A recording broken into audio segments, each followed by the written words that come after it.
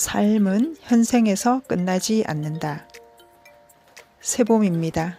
봄은 해마다 어김없이 찾아오지만 단 한 번도 똑같은 봄은 없습니다. 올 봄은 여러분이나 저에게 평생 처음 맞는 가슴 벅찬 새봄인 것입니다. 한 번 지나가면 다시는 만날 수 없는 봄. 여러분이 가령 강물에 손을 담갔다면 그 물은 흘러가는 마지막 물이자 다가오는 첫 물입니다. 또한 오늘이라는 날은 우리 인생에서 남은 날의 총량 가운데 첫날입니다. 그러므로 우리는 날마다 새날을 사는 새 사람이고 첫날을 사는 첫 사람입니다. 올 봄, 이 순간이 바로 그렇습니다. 1분 1초가 천금같이 귀중한 시간입니다. 봄은 짧습니다. 한순간 속절없이 지나갑니다. 그래서 봄을 맞은 식물은 밤낮으로 쉬지 않고 부지런히 뿌리에서 물을 뿜어 올리고 새순을 틔우고 꽃망울을 터뜨립니다. 우리는 봄처럼 늘 부지런해야 합니다. 봄철 식물처럼 모든 순간을 소중하게 아껴 써야 합니다. 인간은 만물의 영장임에 틀림없습니다. 그렇다고 아무렇게나 함부로 살아도 되는 것은 아닙니다. 다음은 1950년대에 실제 있었던 일입니다.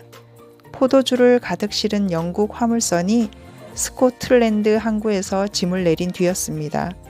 한 선원이 짐이 다 내려졌나 확인하기 위해 냉동실 안으로 들어갔습니다. 이때 다른 선원이 그것을 모르고 밖에서 냉동실 문을 잠가 버렸습니다. 안에 갇힌 선원은 문을 두드리고 고함을 질렀습니다. 하지만 아무도 그 소리를 듣지 못했고 배는 스코틀랜드에서 포르투갈을 향해 출발했습니다. 다행히 냉동실 안에는 먹을 것이 충분했습니다. 하지만 갇힌 선원은 자신이 곧 얼어 죽게 될 것이라고 생각했습니다.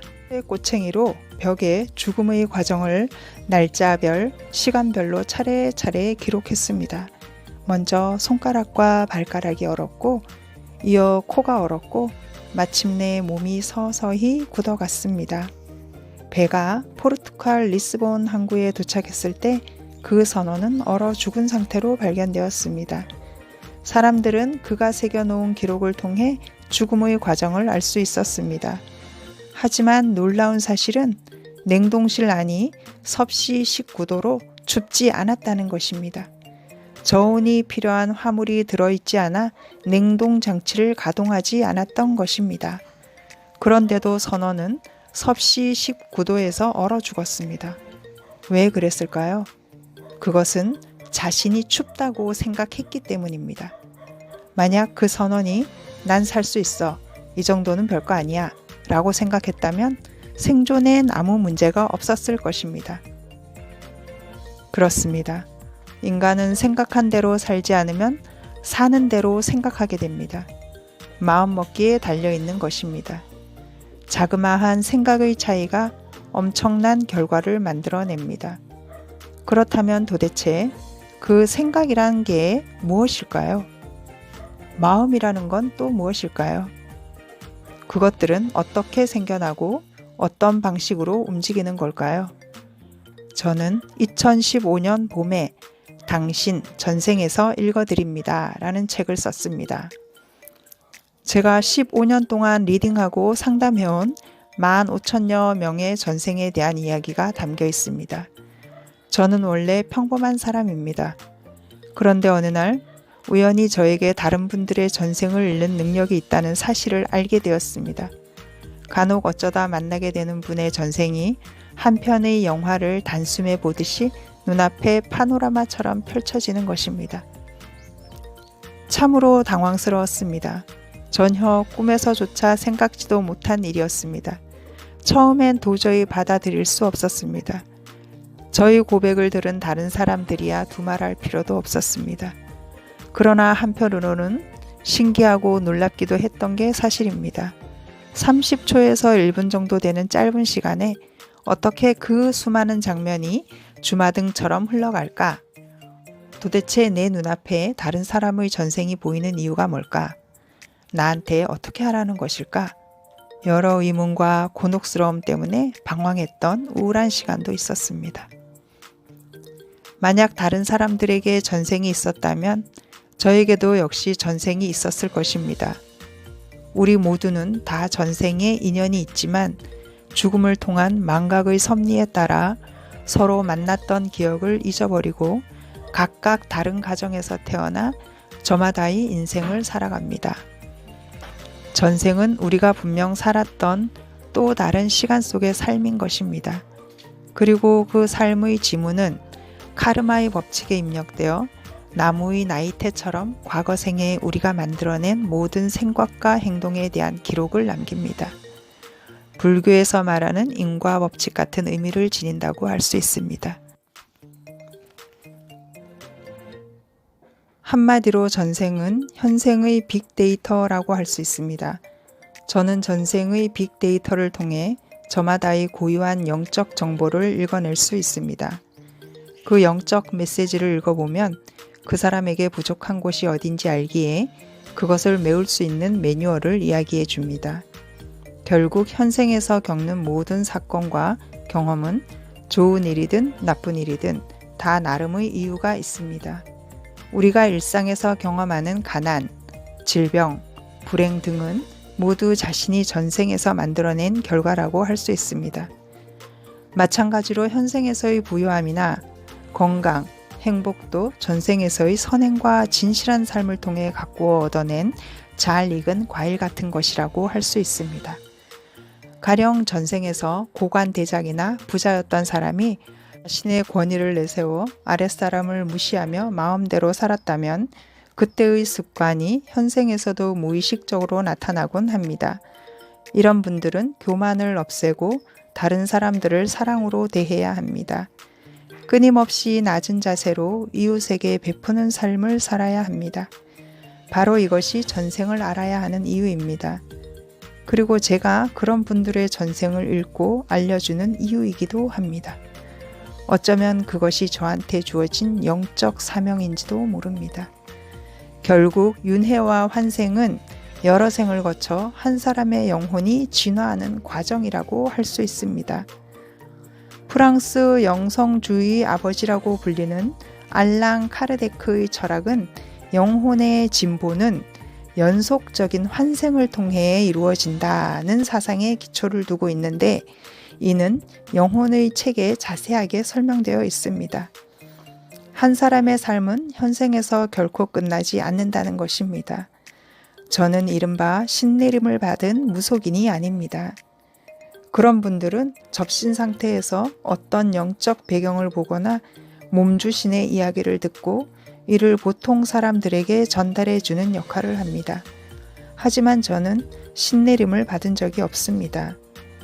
다만 어느 날 제 안에 내재된 전생 리딩 능력을 발견하고 이를 명상과 수행을 통해 더욱 갈고 닦았을 따름입니다. 매일 1000번씩 절하며 마음을 거울처럼 깨끗하게 닦으려고 노력했습니다. 제 마음의 거울이 투명해야 다른 분들의 전생이 더욱 뚜렷하게 보이기 때문입니다. 그래도 하루 3사람 이상의 전생을 보려면 힘이 듭니다. 그 이유는 다른 사람의 전생을 보는 영적 작업은 무척 많은 에너지가 소모되기 때문입니다. 전생의 삶이 맑고 깨끗한 분들의 전생 장면을 보고 말씀을 나누는 것은 저에게 즐거운 일이지만 탐욕과 아집이 강해 다른 사람을 힘들게 괴롭힌 전생을 살았던 분들은 대체로 어둡고 사나운 기운이 나타나 쉽지가 않습니다. 전생은 무속인이나 저 같은 사람만 볼 수 있는 것은 아닙니다. 최면요법이나 명상을 통해서도 자신의 전생을 알 수 있습니다. 보통 사람들은 무의식적인 꿈을 통해서도 볼 수 있습니다. 그래서 어떤 분들은 제가 자신의 전생을 알려주면 이미 꿈에서 보았다며 깜짝 놀라기도 합니다. 큰 스님들은 설법 중에 자신의 전생을 토로하는 경우도 있습니다. 만공 스님의 전생은 소였다거나 성철 스님의 전생은 대장장이었다는 것 등이 바로 그것입니다. 최근엔 파란 눈의 하버드 대학교 출신 선승 형각 스님의 전생이 화제가 된 적도 있습니다. 스님은 자신의 전생이 일제강점기 때 대한독립군이었다고 말합니다. 그래서 현생에서 미국인임에도 태극기만 보면 왠지 가슴속에서 뭉클한 감정이 일곤 한다는 것입니다. 성철 스님의 책 자기를 바로 봅시다를 보면 전생에 관한 이야기가 나옵니다. 물만 보면 겁을 내는 사람이 있었습니다. 그는 바다를 구경한 적도 없고 큰 강 옆에 살지도 않습니다.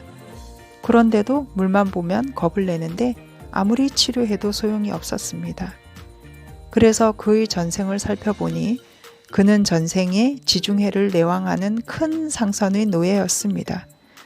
그런데 그만 상선의 상인들에게 큰 죄를 짓는 바람에 쇠사슬에 묶여 바닷물 속으로 던져졌습니다. 그렇게 고통스럽게 바닷물 속에서 눈을 감은 것입니다. 그래서 현생에서도 물만 보면 기겁을 한 것입니다. 그렇습니다. 전생은 신이 주신 암호 같은 것입니다. 한 번 전생에서 지은 업은 몇 대의 환생을 거쳐도 지워지지 않는 경우가 있습니다. 현생의 아픔과 불행은 우리가 알 수 없는 기억의 저편에서 우리 자신이 지은 행위들의 결과일 수도 있습니다. 현생의 삶은 그때 지었던 영적 채무를 갚는 것인지도 모른다는 의미입니다. 그게 바로 카르마의 법칙입니다. 모든 사람은 이 세상에 올 때 각자 풀어야 할 카르마의 숙제를 가지고 태어납니다. 그렇다고 카르마의 법칙이 전생의 과실이나 실책을 처벌하려는 것만은 아닙니다. 전생에서 나쁜 삶을 살았던 사람도 현생에서 사랑과 봉사 그리고 희생의 삶을 산다면 그 카르마가 맑게 정화되어 다음 생이 평화로워집니다. 현생의 맑고 올바른 삶을 통해 다음 생을 바꾸어 나갈 수 있습니다. 전생을 안다는 것은 곧 여러 생이라는 더 넓은 시각에서 나 자신을 바라볼 수 있다는 것입니다. 우리 삶을 한 번이 아닌 여러 번의 삶이라는 시각에서 바라봐야 하는 것입니다. 사실 과거 전생에서 어떤 신분이었는가는 중요하지 않습니다. 그보다는 어떤 삶을 살았느냐가 중요하고 나아가 현생에서 어떻게 살아가야 하는가 하는 게 훨씬 더 중요합니다. 결국 전생을 안다는 것은 곧 이 세상 모든 생명은 서로 그물코처럼 촘촘하게 연결되어 있다는 것을 깨닫는 일입니다. 결코 나 혼자만 행복하고 평화롭게 잘 살 수는 없는 것입니다.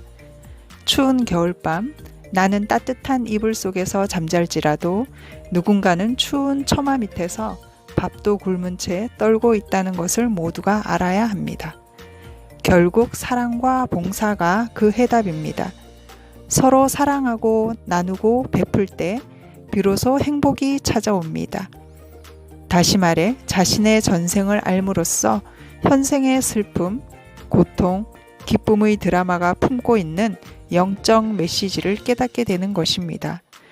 전생을 알면 삶의 본질에 대한 이해의 폭이 한층 넓어지고 우리가 왜 살아가는지에 대한 의문이 풀립니다.